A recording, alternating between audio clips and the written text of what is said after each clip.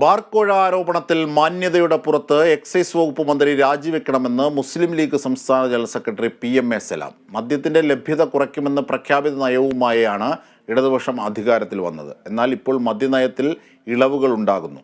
ഇടതുപക്ഷ ഭരണത്തിൽ ബാറുകളുടെ എണ്ണം കൂടി ഡ്രൈ ഡേ മാറ്റാനുള്ള തീരുമാനങ്ങൾ ഉണ്ടാകുന്നു. മദ്യക്കച്ചവടക്കാരും നേതാക്കളും തമ്മിൽ ധാരണയുണ്ട്. ബാർക്കോഴ ആരോപണത്തിൽ UDF പ്രതിഷേധം സംഘടിപ്പിക്കുമെന്നും PMA സലാം പറഞ്ഞു.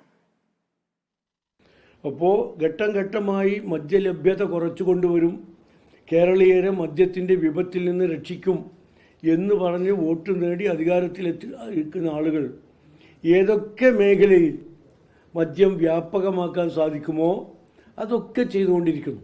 അപ്പോൾ 100-ൽ താഴെ ഉണ്ടായിരുന്ന ബാറുകളുടെ എണ്ണം 1000-ഓളമാക്കാൻ ഈ ഗവൺമെൻറ് കിണഞ്ഞ് പരിശ്രമിച്ച് അത് വിജയിച്ചു. മാസത്തിൽ ഒരു ദിവസവും ഡ്രൈ ഡേ ആണ് പതിറ്റാണ്ടുകളായി കേരളത്തിൽ. ആ ഡ്രൈ ഡേ മാറ്റാനുള്ള ഒരു തീരുമാനം ഗവൺമെൻറ് എടുത്തുകൊണ്ടിരിക്കുന്നു. കോഴ ആരോപണം പുറത്തു വന്ന സ്ഥിതിക്ക് രാജി ആവശ്യപ്പെടാതെ അദ്ദേഹം മാന്യതയുടെ പുറത്ത് ചെയ്യേണ്ടതാണ്. മുസ്ലിം ലീഗും UDFും ഇതിനെതിരെയുള്ള ശക്തമായ പ്രക്ഷോഭ പരിപാടികൾ ആരംഭിക്കും.